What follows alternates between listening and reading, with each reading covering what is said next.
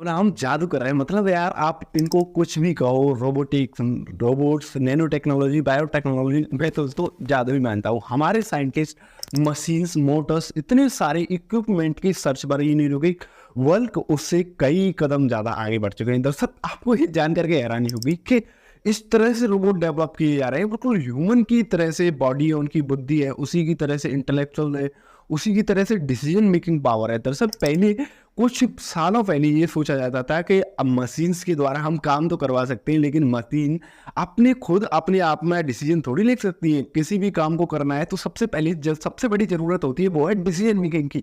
Machines decision नहीं ले सकती, लेकिन ये बातें अब पुरानी हो सकी है। मशीन सारे काम कर रही है, कोई इन्हीं इसी प्रकार की मशीन्स को हम रोबोट्स कहते हैं। दरअसल रोबोट्स क्या होते हैं और उनके बारे में हम फैसिनेटिंग वर्ल्ड को आज हम एक्सप्लोर करने वाले हैं। Let's start. ले फिर आ गए सब राज्य खुश है। हाँ। अगर किसी भी मशीन को आपने कोई भी अपने आसपास में कोई मशीन रोबोट की, तो हर किसी मशीन को उठा करके हम रोबोट थोड़ी डिक्लेयर कर देंगे, लेकिन उसके अंदर कुछ क्वालिटी होनी चाहिए। भाई क्वालिटी होगी, जो उनके जो क्राइटेरिया है उसको वे फुलफिल करेंगी, उस डिमांड को पूरी करेंगी, जब भी तो हम उसको रोबोट डिक्लेयर करेंगे। तो वो कौन सी क्वालिटी है जो किसी ऑर्डिनरी एक सामान्य मशीन को रोबोट बना देती है? तो दरअसल रोबोट एक स्पेशल टाइप की मशीन है। मशीन ही है, रोबोट भी कोई अलग वो नहीं है, वो भी मशीन ही है, लेकिन उसके अंदर ये 6 कंपोनेंट होने चाहिए। ये 6 कंपोनेंट कौन से हैं? ये 6 कंपोनेंट हैं प्रोग्रामिंग। दरअसल किसी भी मशीन को कंट्रोल करने के लिए सबसे ज़रूरी होती है प्रोग्रामिंग के जरिए हम किसी भी अब इंस्ट्रक्शन देंगे। अगर किसी ऑर्डिनरी मशीन पे तो बटन वगैरह, स्विच वगैरह लगे होते हैं, उसको ऑन कर दो, उसके पास में ऑटोमेटिकली इंस्ट्रक्शन चले जाते हैं। लेकिन रोबोट है, ह्यूमन बॉडी की तरह बिहेव करेगा, उसके लिए ज़रूरत होती है भैया प्रोग्राम की, प्रोग्रामेबल। अगर कोई मशीन प्रोग्रामेबल है तो वो रोबोट्स की संख्या में आएगी। और ये 5 फीचर और होने चाहिए। ये कौन से? सेंसर। अगर किसी भी, अब देखो मशीन, ऑर्डिनरी मशीन अगर काम करने लग रही है, जैसे आपके अंदर कोई मोटर है, आपके घर में कोई भी ऑब्जेक्ट है, किसी भी प्रकार की मशीन है, तो आप देखोगे कि वो अपना काम करते चले जाते हैं, चाहे आपका नुकसान हो, चाहे आपको इंस्ट्रक्शन उसको जितनी देर चलाना है उतनी देर बंद करना पड़ता है, और उतनी देर बंद करने के बाद में फिर चला लो, फिर आपके काम खत्म हो जाए फिर बंद कर दो। लेकिन रोबोट के साथ में ऐसा नहीं होता। रोबोट के अंदर लगे होते हैं सेंसर भैया। सेंसर का ये होता है कि सेंसर उसके अंदर कैमरा और इस प्रकार की रेज वो डेवलप करती है, फ्रिक्वेंसी, जिनकी मदद से वो पता लगा देते हैं कि उनके सामने कौन सा ऑब्जेक्ट रखा हुआ है, जिससे वो बच के निकलना है, और उनको किसके साथ में बिहेव करना है, और ये गर्म चीज़ है, ये ठंडी चीज़ है, ये सेंसर के जरिए ही तो पता लगाते हैं ना। होता है स्मार्ट। अगर किसी भी वस्तु को स्मार्ट कब कहेंगे आप? स्मार्ट कहने के लिए आपके पास वो माइक्रो प्रोसेसर होने चाहिए, यानी कि डिसीजन मेकिंग पावर। अगर कोई भी मशीन है वो अपने आप में ये फैसला ले लेती है कि इतने काम करने के बाद में, इतने घंटे के बाद में मुझे बंद हो जाना है, और इतनी अभी काम बचा हुआ है, और इतना काम करके मेरे को फिर स्टार्ट हो जाना है करने के लिए, तो उसको कहते हैं स्मार्ट भैया। उसके अंदर डिसीजन मेकिंग की पावर डेवलप हो चुकी है, और आपके इंस्ट्रक्शन पे वो काम करने लगी। आप अपने घर पे उसको छोड़कर जा सकते हैं, और वो पूरी लॉक वॉक सारे अपनी बुद्धि के यूज करके, उसके प्रयोग करके उससे डिसीजन खुद ले सकती है। उस मशीन को स्मार्ट कहते हैं। एक टर्म आता है complex task. Complex term task के अंदर क्या होता है? अगर आपने एक प्रकार की मशीन खरीदी है, वो केवल एक ही तरह के काम को कर सकती है, लेकिन अब उसको डिफरेंट फंक्शन करवाने, अलग अलग तरीके के काम करवाने हैं, तो आपको उसके लिए अलग अलग मशीन लानी पड़ेगी। लेकिन रोबोट्स के अंदर नहीं, ऐसा नहीं होता। रोबोट्स ये होती तो एक मशीन ही है, लेकिन उसके अंदर इस तरह से सिस्टम डेवलप किए जाते हैं कि वो अलग अलग काम को उसके ज़रूरत के हिसाब से एक ही मशीन सारे काम को कर सकती है। नेक्स्ट आता है ऑपरेटेड बाई हार्मोनियस फंक्शंस। दरअसल उसके अंदर, रोबोट्स के अंदर कई सारी मशीन्स को इंटीग्रेट करके बना दिया जाता है। दरअसल होता कुछ यूँ है कि आप देखिए, एक सिंगल मशीन आएगी तो वो केवल एक ही इसके लिए बनी हुई है, एक ही प्रोसेस के लिए बनी है, एक ही तरह का काम करेगी। लेकिन रोबोट्स के अंदर मैकेनिकल, इलेक्ट्रिकल और मैग्नेटिक प्रॉपर्टी सारी जो फिजिकल जो प्रॉपर्टी होती है, जिनकी ज़रूरत पड़ती है, उनको सारे को ऐड कर दिया जाता है, तब जा करके एक रोबोट बनता है। वो कई सारी मशीन का इंटीग्रल पार्ट होता है। और नेक्स्ट आता है रीप्रोग्रामेबल। दरअसल आप किसी घर में रह रहे हैं, पहले से आप इसको सिंपल वे में ऐसे समझिए, आप किसी फ्लैट में या किसी घर पर रहते हैं, आपने वहाँ पे जो रोबोट आपके यहाँ पे क्लीनिंग करता है, यानी आपके यहाँ पे झाड़ू पोंछा लगाता है, तो उसको पहले ये इंस्ट्रक्शन दिए गए हैं कि ये इस जगह पे, इस रूम में यहाँ पे बेड रखा है, यहाँ पे टेबल रखी है, उसी के अकॉर्डिंग बिहेव करके वो उसके सारा काम करने लग रहा है। लेकिन आपने अपना घर शिफ्ट कर दिया, दूसरी जगह आप पहुँच गए और आप नए घर में आ गए, उसका नया नक्शा है, तो उसको आप रीप्रोग्रामेबल कर सकते हैं। ये होती है रोबोट्स के 6 प्रॉपर्टीज। ये 6 प्रॉपर्टीज अगर किसी एक मशीन के अंदर पाई जाती है तो हम उसको रोबोट डिक्लेयर करते हैं। ऐसी बहुत सारी मशीन्स हैं जिसके अंदर एक एक प्रॉपर्टी मिलती है, लेकिन सारी प्रॉपर्टी न होने की वजह से भैया हम उसको रोबोट डिक्लेयर नहीं कर सकते। वीडियो को आसान बनाने के लिए हमने इस वीडियो को कुछ पार्ट में डिवाइड किया है, क्योंकि आपको वीडियो आसानी से समझ में आ जाए। और हमने नंबर 1 पे आते हैं, हाउ टू रोबोट वर्क। भैया रोबोट काम कैसे करता है? सबसे पहले क्यूरियोसिटी इमेजिन करो कि एक मशीन आदमी की तरह बिल्कुल काम करने लग रही है, तो उसके अंदर ऐसी क्या चीज़ है जिनकी वजह से वो काम करने लग रही है। तो उसके अंदर डिफरेंट कंपोनेंट है। नंबर 1 पे है मैकेनिकल कंपोनेंट। मैकेनिकल कंपोनेंट से जैसे ही सुनने में ही प्रतीत होता है, आप समझिए मैकेनिकल्स के अंदर क्या आता है, नट बोल्ट, उसकी सारी बॉडी स्टेनलेस, उसकी कवरिंग, उसकी फिजिकल वो कैसा दिखेगा लुक, और पूरी मैकेनिकल्स के अंदर नट बोल्ट और उसके भी जॉइंट्स हैं, पैर हैं, हाथ हैं, उनके जितने भी अंदर इंस्ट्रूमेंट हैं, उनके अंदर मेटल यूज किए गए हैं और उनके अंदर कितनी कैंट लगाना है, तो वो सारा आता है मैकेनिकल कंपोनेंट के अंदर। सेंसर्स के अंदर इस प्रकार की आप देखिए, आपके घर के अंदर अगर रोबोट है तो उसके अंदर सेंसर्स लगाए जाते हैं। सेंसर्स के अंदर आते हैं कैमरास, वो एक तरह की रेस फेंकने वाले प्रोडक्ट ऐसे लगाए जाते हैं उसके अंदर, और वो फ्रीक्वेंसी जनरेट करने वाले जो आप रोबोट के अंदर जब सेंसर्स लगी होती हैं तो उसको पता चल जाता है कि आगे खतरा है, मेरी डेथ हो सकती है, और वो रिटर्न बैक हो जाता है। जब आपको बेस्ट एग्जांपल, आपके घर में जब रोबोट लेकर आएंगे तो वो चलता है, तो स्टेयर्स पे जब सीढ़ियों पे चढ़ाएंगे तो उसको पता है कि नीचे थोड़ी और आगे डायरेक्शन बढ़ाने की वजह से वो धड़ाम से नीचे गिरेगा और ख़त्म हो जाएगा।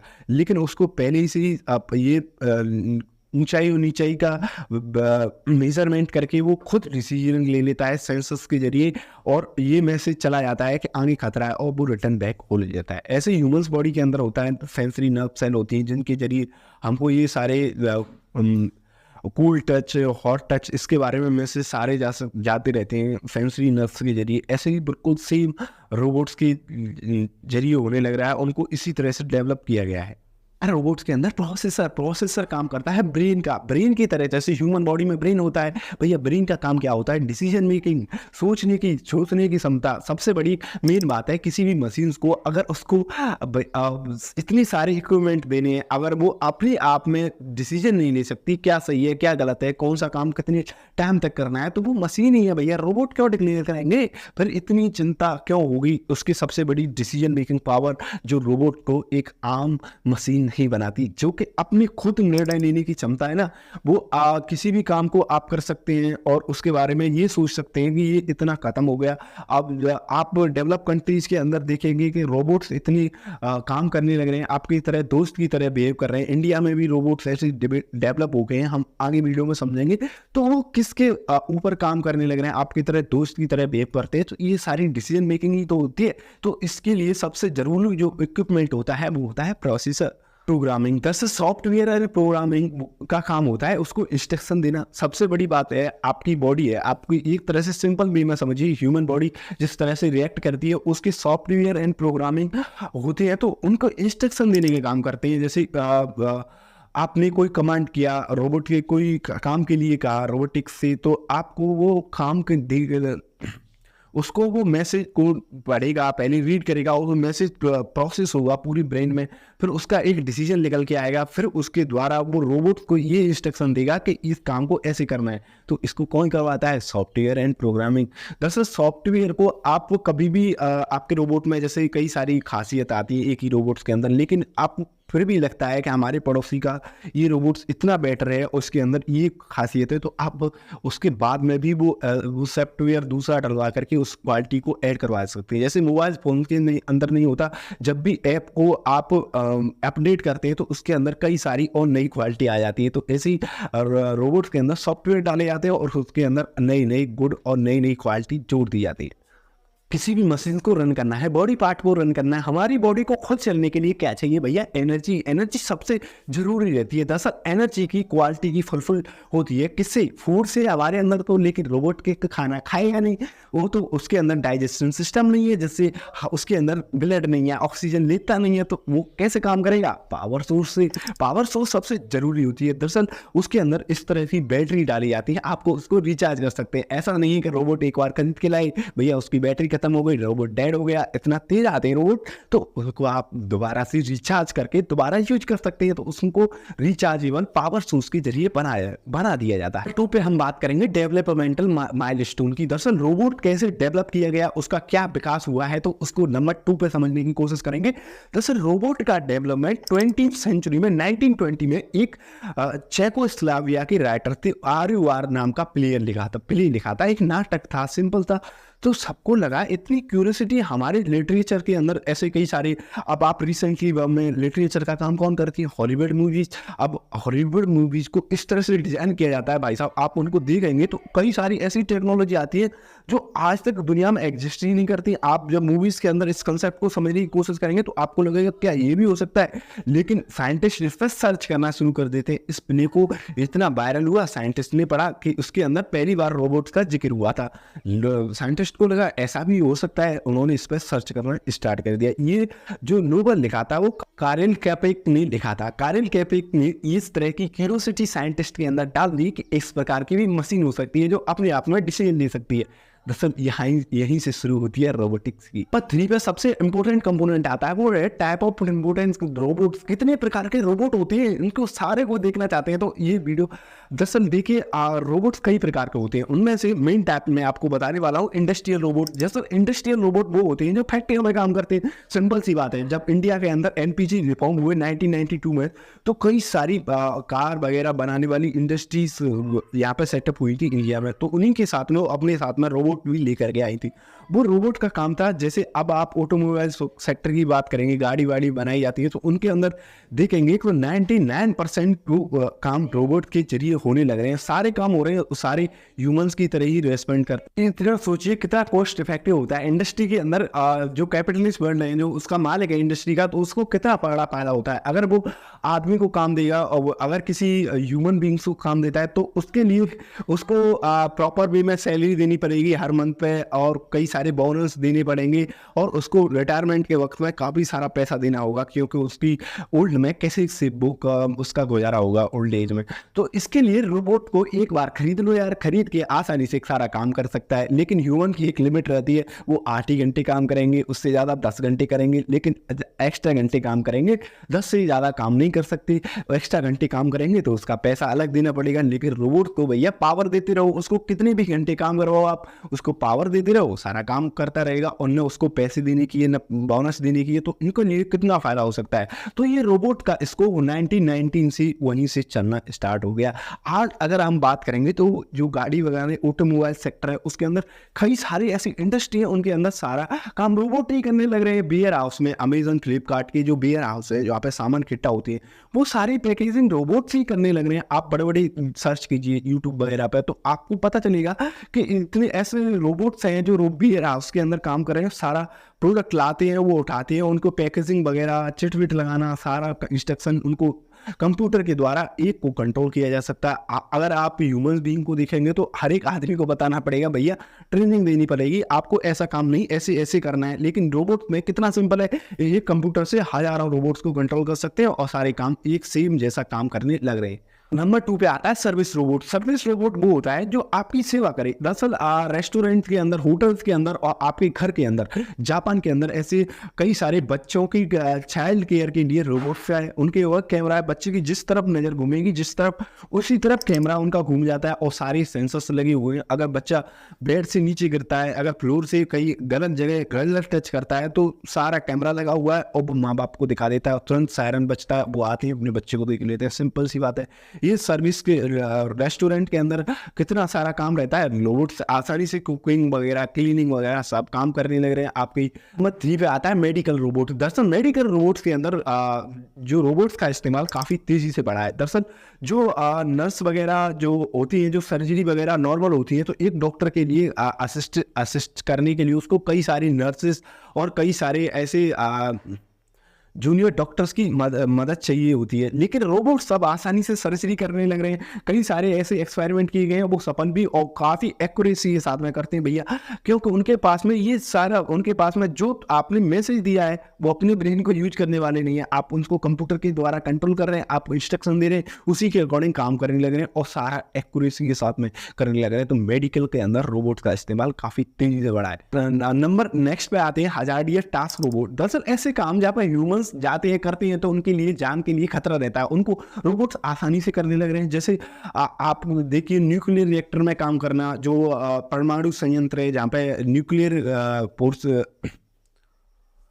न्यूक्लियर एलिमेंट के द्वारा इलेक्ट्रिसिटी जनरेट की जाती है, वहाँ पर ह्यूमंस के लिए जो वहाँ के वेव्स जनरेट होती हैं वो खतरा रहते हैं और ह्यूमंस के लिए वो डेंजरस वेव्स होती हैं, उनसे आपकी डेथ भी हो सकती है। लेकिन वहाँ पर रोबोट आसानी से काम करने लग रहे हैं। आप ये अलग रूम में बैठे उन सारे रोबोट को इंस्ट्रक्शन दे रहे हैं, भैया ये करना है, ये करना है, कैमरेज लगे हुए, आपको सब पता चल रहा है सिस्टम, और उनको जो इंस्ट्रक्ट देना सारे काम आसानी से करने लग रहे हैं। जैसे नालों की सफाई हो, वहाँ पर ह्यूमंस को अंदर बड़ी बड़ी शहरों में स्वीपर होती है, उनके अंदर रोबोट्स को डाल दिया जाता है और उनको इंस्ट्रक्शन दे करके आप सारा नज़ारा यहाँ से देखने लग रहे हैं और साफ सफाई होने लग रही है रोबोट्स के द्वारा। तो कितना आसान है ये, सोचने में तो ऐसा लगता है कि सारे ह्यूमंस के सारे एफर्ट, सारे काम रोबोट्स ने छीन लिए जाएंगे आने वाले डेकेड। एक होता है रिसर्च एंड एक्सप्लोरेशन के लिए। आपने सुना होगा रिसेंटली इंडिया का चंद्रयान 3 मिशन गया, उसमें क्या था भैया, रोबोट्स को भी भेजा गया वहाँ पर सर्च करने के लिए। ऐसे नासा ने कई सारे ऐसे रोबोट्स भेजे हैं मार्स और मार्स प्लेनेट पे, जो ये सर्च करेंगे वहाँ का क्लाइमेट कैसा है, वहाँ पर क्या क्या चीज़ पाई जाती है, वहाँ की सोल्स कैसी है, सारी के बारे में स्टडी करेंगे। अब प्लेनेट्स पर किसी भी ह्यूमंस को आप भेजोगे तो उसको सस्टेन करना वहाँ पर कितना कॉस्टली रहता है और उसकी जान के लिए कितना बड़ा खतरा रहता है, वहाँ पर ऑक्सीजन नहीं मिल रही है। लेकिन रोबोट आसानी से काम कर रहा है, उसको पावर मिलनी चाहिए भाई यार, किसी भी चार्ज कर दो सनलाइट के द्वारा उसको पावर मिल जाएगी, वो आसानी से आपके काम कर रहा है। वहाँ से कनेक्शंस के जरिए वहाँ से ऐसी फ्रिक्वेंसी जनरेट करके आपके नीचे सिग्नल दे करके आपको पूरी डेटा भेज रहा है। कितना आसान है। वो पे आता है डिफरेंस बिटवीन ऑर्डिनरी मशीन और रोबोट। आपने इतना सारा मैंने बता दिया, तो आपको ये कंसेप्ट तो बताने की ज़रूरत नहीं है कि सामान्य मशीन और रोबोट में क्या अंतर रहता है। भैया आप सिंपल सा समझिए कि प्रोग्रामिंग, अगर किसी मशीन को कंट्रोल करना है, अगर मान लीजिए एक मशीन के अंदर एक क्वालिटी पाई जाती है, किसी के अंदर सेंसर है तो उसके अंदर प्रोग्रामिंग नहीं है, किसी के अंदर सेंसर्स भी है तो वो कई सारे कॉम्प्लेक्स टास्क नहीं कर सकती। अगर कोई मशीन कॉम्प्लेक्स टास्क कर सकती है तो वो डिसीजन मेकिंग नहीं है। तो मशीन्स के अंदर एक क्वालिटी डाल करके उसको मशीन बना दिया जाता है, लेकिन ये सारी क्वालिटी एक मशीन के अंदर डाल दी जाए तो उसको रोबोट बना दिया जाता है। अगर एक बात बताइए कि जो भी सेंसर्स हैं वो काम के अंदर, काम के प्रति ज़्यादा मतलब उसकी क्वालिटी और उसकी प्रिसीजन, उसका एक्यूरेसी काम के प्रति ज़्यादा होगी, उसके अंदर सारे सिस्टम लगे हुए रोबोट की। वहीं ऑर्डिनरी मशीन है वो तो नुकसान करेगी। भैया चलाओ आप अपनी देख रेख में, अपनी अपना डिसीजन मेकिंग इस्तेमाल करो, क्योंकि मशीन के पास है नहीं है, ऑर्डिनरी मशीन के पास में। तो ये इसी पर डेवलप करता है और ये कंसेप्ट आगे भी क्लियर हो जाएगा। ये 2 पॉइंट आगे भी आने वाले हैं। नंबर 5 है आता है इंडिया पोजीशन। रोबोट के सेक्टर में भारत की स्थिति क्या है। दरअसल इसकी बात करने के लिए डॉक्टर रितु शर्मा कहती है कि इंडिया के अंदर रोबोट्स के क्षेत्र का विकास तेजी से हो रहा है। भारत में रोबोट तेजी से विकास हो रहा है। हमने कई प्रोजेक्ट में काम किया है जिसमें हेल्थ केयर, एग्रीकल्चर के क्षेत्र में रोबोट का इस्तेमाल हो रहा है। लोकल इनोवेशन की बात करें तो ऑटोनोमस ट्रैक्टर, हेल्थ केयर में असिस्टिव रोबोट।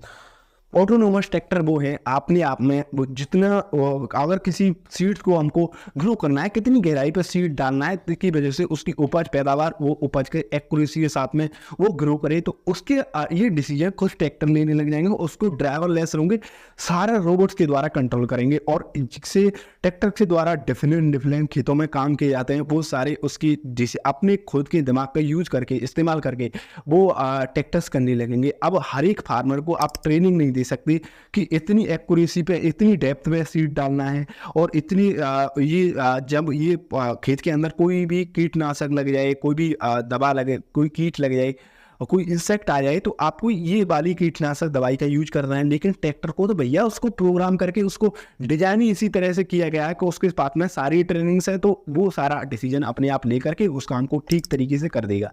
तो ये कितना आसान होगा कि इंडिया के अंदर ऐसे रोबोट्स को डेवलप किया जाए।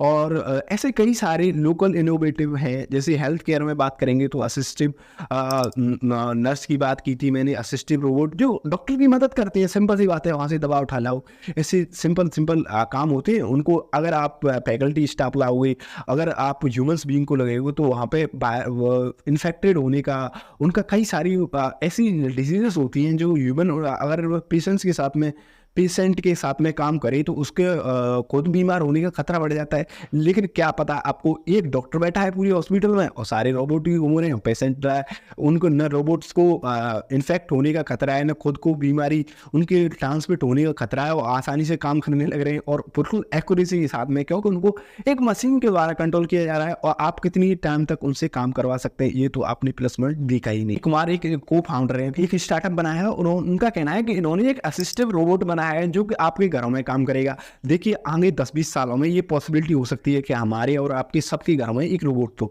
दरअसल रोबोट असिस्टिव रोबोट है, उसके अंदर इस तरह से सेंसर डाले गए हैं, वो आपकी एक तरह से दोस्त की तरह बिहेव करेगा। जैसे आपके अंदर कोई भी वृद्ध व्यक्ति है तो उसको किस टाइम पे कौन सी मेडिसिन लेनी है, उसको कब चाय चाहिए, कब टी चाहिए, सारा किचन विचन में सारा काम करके आपकी एज ए मेड की तरह काम, आपकी एज ए नौकर की तरह काम करेगा। और सारा काम की देखभाल करना, दवा देना, सारा असिस्टिव रोबोट, असिस्टिव मतलब आपकी मदद करेगा यार पूरे सारे काम के अंदर। ऐसे रोबोट्स इंडिया के अंदर डेवलप कर दिए हैं इनके स्टार्टअप ने।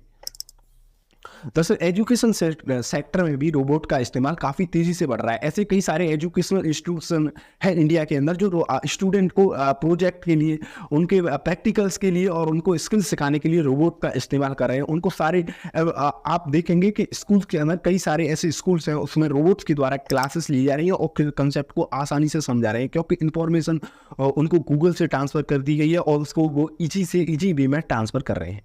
नेक्स्ट हमारा आता है कि फ्यूचर क्या हो सकता है, रोबोट्स के अंदर फ्यूचर है जो उसका क्या हो सकता है आगे 10-20 सालों के अंदर। आप देखेंगे रोबोट का स्कोप काफ़ी बड़ा यूज बढ़ने वाला है। दरअसल आप तो ये अब तो बात में मानने में भी ऐसा लगता हुआ गलत है, मतलब सही है, विश्वास नहीं हो रहा हुआ, लेकिन असिस्टिव रोबोट काफ़ी पर्सनल रोबोट का यूज काफ़ी बढ़ने वाला है। जो डेवलप कंट्री है उनके अंदर अगर पॉपुलेशन का ग्राफ घटने लगा है, जैसे इंडिया के अंदर भी पॉपुलेशन का ग्राफ अब घटने लगा है, जो पॉपुलेशन बढ़ चुकी है वो तो प्रॉब्लम है, लेकिन अब पॉपुलेशन गिरने लगी है। ऐसे ही जापान के अंदर पॉपुलेशन काफ़ी यंग एज पॉपुलेशन काफ़ी तेज़ी से गिरी है नीचे। तो जापान के अंदर वॉय रोबोट्स हैं, कई सारे ऐसे रोबोट डेवलप किए गए हैं जो कि ओल्ड एज होम्स के अंदर, वृद्धा आश्रम के अंदर उन वृद्धों की देखभाल कर, ओल्ड पीपल्स की देखभाल करने के लिए और पर्सनल रोबोट बनाए गए हैं। वो आपको एज ए दोस्त, एज ए कंपेनियन देंगे, आपको पूरी तरह से आपके प्रति लॉयल रहेंगे। अगर आप किसी ह्यूमन को अगर धोखा दे सकता है, वो कुछ भी कर सकता है यार,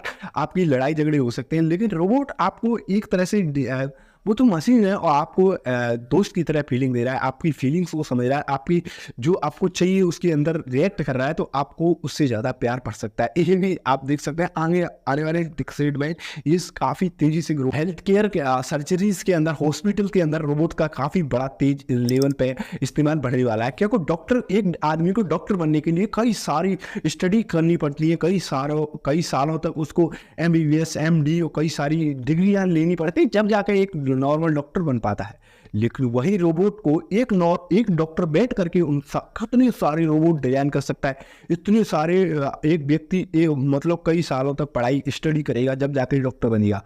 लेकिन एक डॉक्टर बैठ करके कितने सारे डॉक्टर बना सकता है, रोबोट डॉक्टर, जो आपकी सारी हेल्प करेंगे और उनको सबको मैनेज किया जा सकता है, और उनके अंदर नए प्रोग्राम डाले जा सकते हैं। और सिंपल है, न खर्चा आएगा हॉस्पिटल वालों का, न इतना एक्सपेंड आएगा, क्योंकि उनको सैलरी तो देनी नहीं है, बस उनके अंदर जो भी मेंटेनेंस वर्क है वो आया करेगा। और सिंपल सी बात है, ये सारा इतनी बड़ी तेज़ी से ग्रोथ होना है। एजुकेशन इंस्टीट्यूट के अंदर, स्पेस के अंदर रोबोट का काफ़ी तेज़ी से यूज बढ़ने वाला है। अगर हम बात करें तो ये भैया, ये सारे किसी भी चीज़ दुनिया में जो एग्जिस्ट करती है ना, उसके फायदे भी होते हैं, उसके नुकसान भी होते हैं। रोबोट्स के अंदर क्या नुकसान है? दरअसल नुकसान है जो रोबोट के, आप समझिए कि रोबोट काफ़ी भयानक स्थिति में है, आप ह्यूमंस को टक्कर देने के लिए खड़े हैं। अब कुछ ऐसे साइंटिस्ट हैं, कुछ ऐसे इंटेलेक्चुअल्स हैं जिनका मानना है कि ह्यूमन प्रजाति को जो हमारी तुम्हारी प्रजाति है उसको सबसे बड़ा खतरा है वो रोबोट का है। रोबोट हमारी प्रजाति को डिस्ट्रॉय कर सकते हैं, हमको बर्बाद कर सकते हैं रोबोट के अंदर, क्योंकि भैया हमारे पास बुद्धि थी, जानवर फंसियों के अंदर इनके पास में बुद्धि सोचने की क्षमता नहीं थी, इसलिए वहीं की वहीं है, और हमारे पास में सोचने की क्षमता थी।